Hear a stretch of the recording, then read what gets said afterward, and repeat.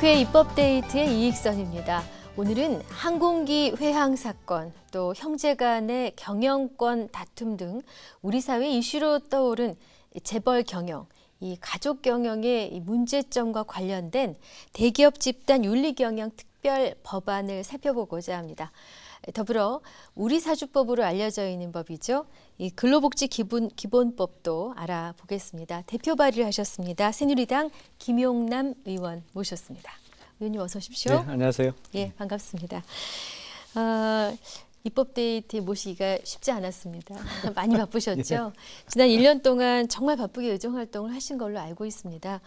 바쁘셨던 만큼 어떤 보람이 있으셨는지 그간의 소회를 한 말씀 듣겠습니다. 제가 이제 지난 7월 30일로 그 국회 들어온 지 막 1년이 됐는데요. 네. 사실은 작년에 선거를 치를 때 이제 상대 후보가 우리 야당 네. 정치계의 이제 거물이신 손학규 후보님하고의 네. 그 대결을 통해서 제가 국회에 들어오게 됐는데 네.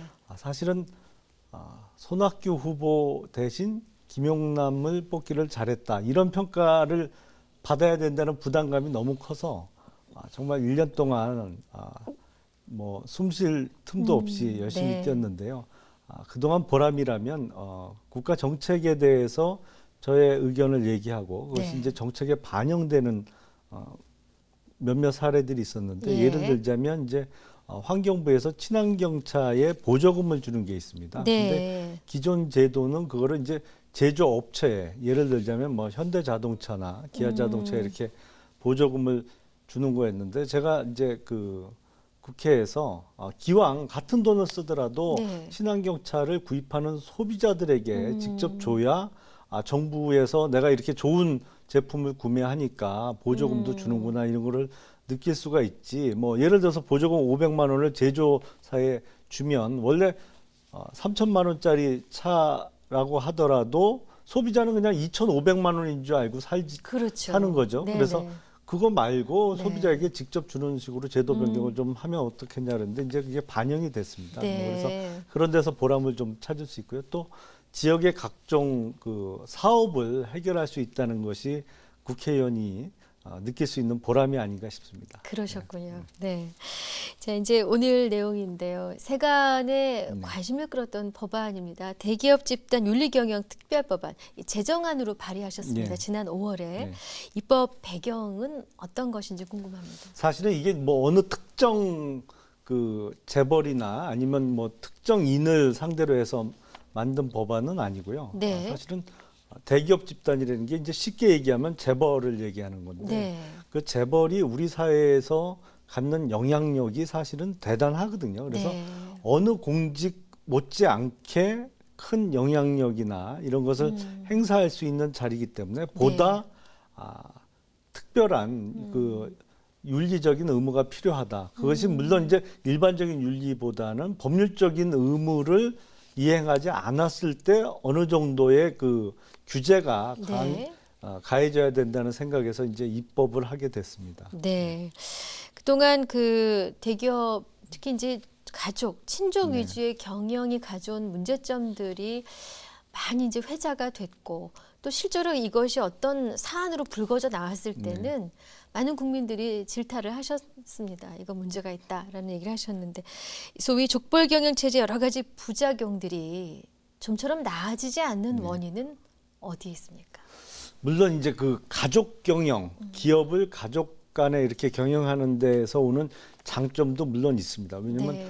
외국 사례를 보면 뭐 그런 가족 경영을 통해서 100년, 200년씩 지속적으로 발전해 오는 기업들이 있거든요. 근데 네.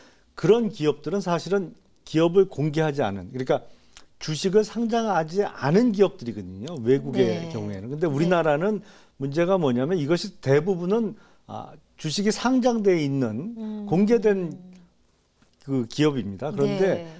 좀 의식이 잘못되다 보니까 이게 분명히 그러니까 개인 소유물이 아니거든요. 네. 개인 내지는 한 가족의 소유물이 아니고 주주들이 여러 명이 있지 않습니까? 그렇죠. 큰 회사 같은 경우에는 뭐 수십만 명의 주주가 있는 건데 네. 이것을 그럼에도 불구하고 마치 개인 내지는 그 가족 소유물처럼 인식하고 있다는 것이 문제고요. 그래서 네. 이 기업 경영도 물론 그 가족 구성원 중에 정말 기업 경영을 잘할 수 있는 능력이 있는 사람 그리고 법적인 또 윤리적인 의무를 다 이행할 수 있는 사람이 있다면 네. 뭐 그 사람을 시키는데 뭐 굳이 반대할 이유는 없겠죠. 근데 네. 능력이 안 되고 사회적으로 지탄을 받을 만한 사람들이 단지 핏줄이라는 이유만으로 네. 그 회사를 물려받고 또 회사 경영을 해 나가면서 여러 가지 뭐 불법적인 행위를 저지른다든지요. 네. 아니면 사회적인 비난을 받을 수 있는 그렇죠. 행위를 함에도 불구하고 여전히 소위 오너 네. 집안이란 이유로 경영을 계속 담당하는 거. 이것은 네. 이제는 우리 사회에서 좀 어느 정도 끊어야 될 때가 왔다. 이렇게 네. 생각을 합니다. 그렇군요. 자, 대기업 집단 윤리경영 특별 법안 이 제정안 여기에 담긴 핵심 내용을 간추려 주십시오. 우선은 그 일정 그 오너 집안 이제 뭐 일정 범위의 가족 중에 경영을 하다가 형사적인 처벌 그러니까 네. 뭐 과실범은 제외를 했고요. 네. 소위 고의범이라고 해서 이제 고의로 죄를 지어서 형사처벌을 받은 경우에 네. 집행유예 경우에는 집행유예 기간이 끝난 다음부터 5년 동안 그리고 또 실형을 선고받은 경우에 실형 복역 이후에 10년 동안은 그 해당 재벌 기업에는 임직원으로 취업을 못하도록 하는 내용이 이제 주된 내용이고요. 근데 예. 물론 이제 다른 회사, 자기 집안하고 전혀 상관없는 회사에 취직하는 것은 막지는 않았습니다. 그건 막을 네. 이유도 없는 거죠. 개인 능력이 있어서 다른 회사에 취업할 수 있다면 그건 막을 이유가 없지만 이제 앞서 말씀드린 대로 오로지 이 오너 집안이란 이유만으로 형사처벌을 받고도 바로 경영에 복귀하는 것을 막기 위해서 그 내용을 두고 있고 또 친척이나 가족의 경우에 그 회사에 해당 기업의 임직원으로 들어올 때 이사회와 주주총회의 결의를 거치고 또 공시하도록 뭐 예를 들어서 보통 드라마에서 많이 나옵니다만 네네. 뭐 회장의 아들이 네. 뭐 유학 갔다가 오면서 무슨 기획실장으로 보통 많이 그렇죠. 들어오지 않습니까? 이제 그런 경우에 이제 네. 공시를 하고 또 주주들의 의결을 받도록 하는 것이죠. 뭐 네. 그런 내용을 주로 하고 있고 또 그 가족의 구성원이 그 회사에서 상위 5위 안에 드는 보수를 받는 경우에 그 보수 내역을 공개하도록 하는 등의 내용을 담고 있습니다. 그럼 이 대상에는 그 회장도 포함이 됩니까? 그렇죠. 예. 그러면 만약에 이 법안이 예전에 통과가 됐었다면 네.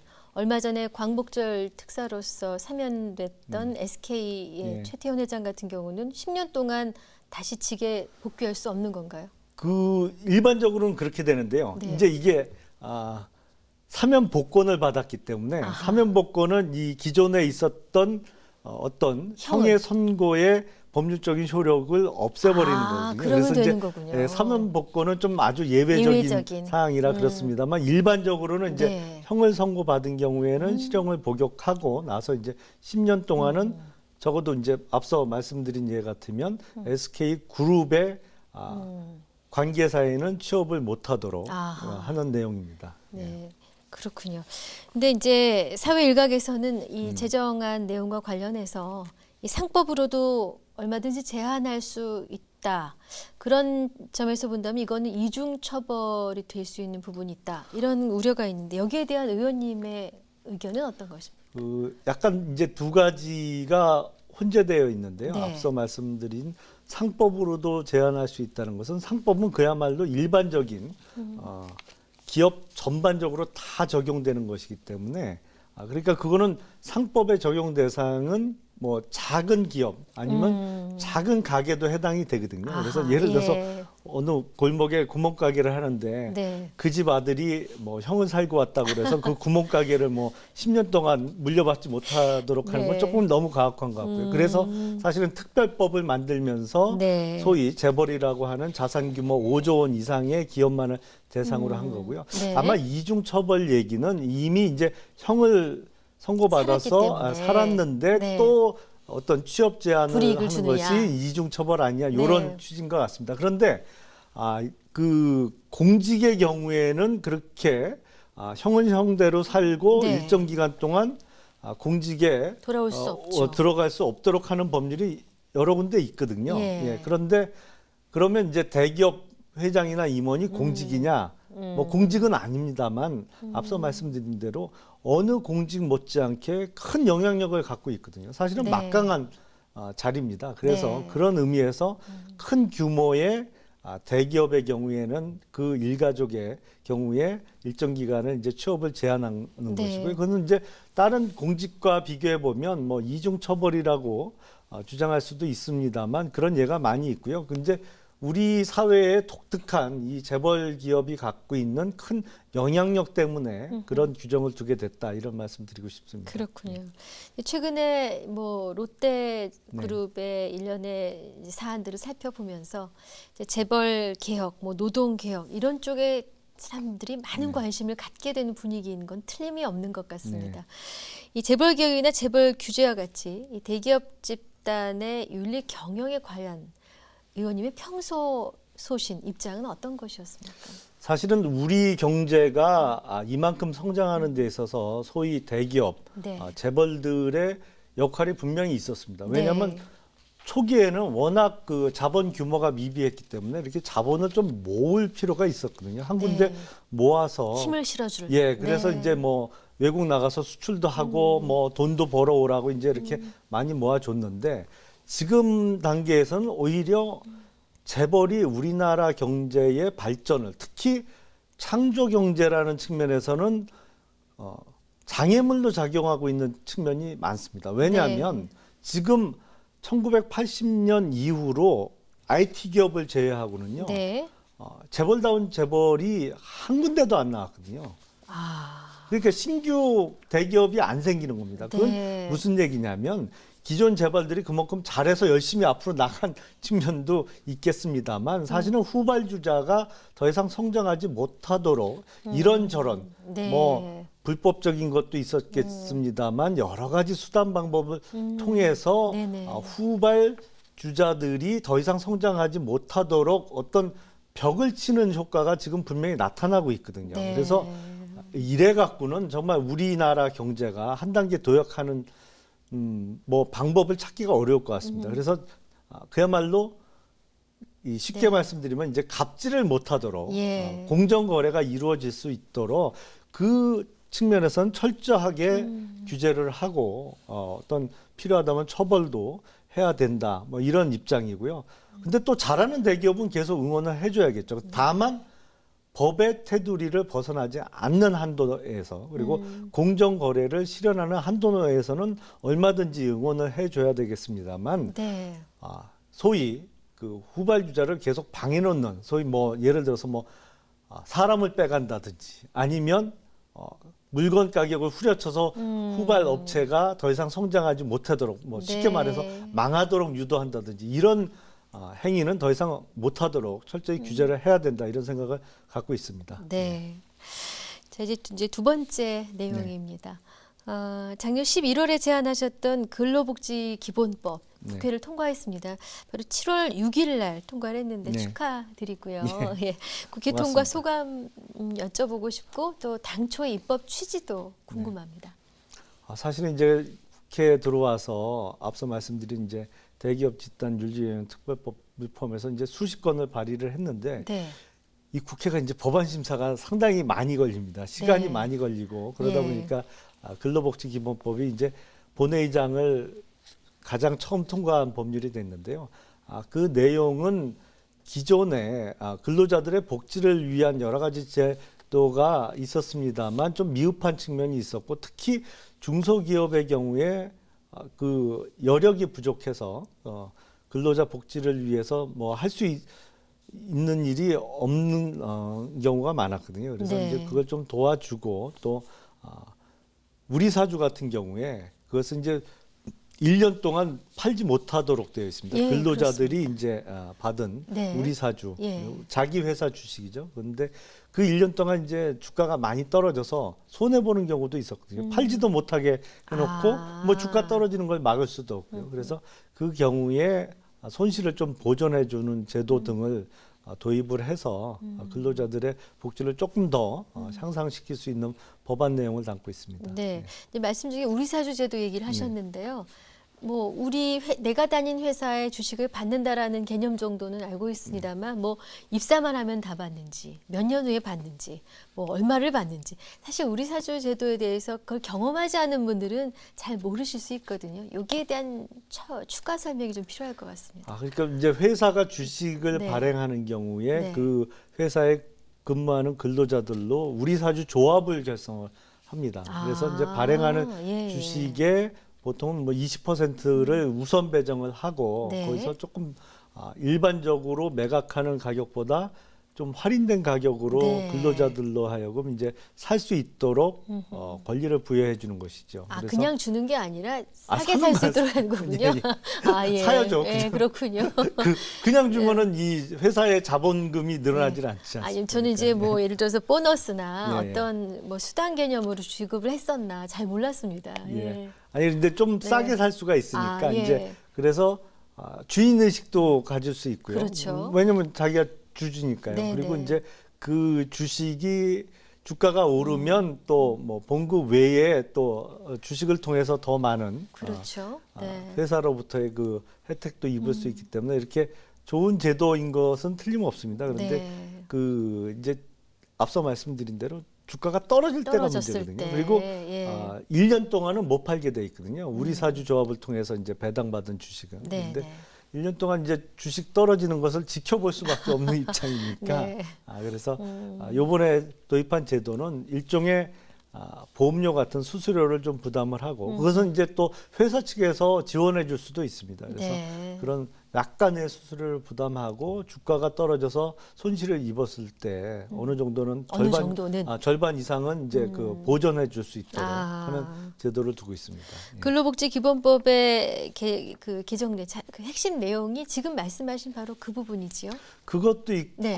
또 이 그 대기업의 경우에는 좀 여력이 있다 보니까 네. 회사별로 근로복지 기금을 만들어서 이제 근로자들의 복지를 위해서 쓰고 있거든요. 네. 근데 중소기업의 경우에는 이제 회사별로 그런 기금까지 만들기는 여력이 없지 않습니까? 그래서 네. 이번에 도입한 제도가 중소기업들이 모여서 네. 여러 회사들이 모여서 같이 돈을 출연해서 이제 공동 기금을 만들어서 그 돈으로 각자 근로자들에게 복지 혜택을 누릴 수 있도록 하는 제도가 들어가 있고요. 네.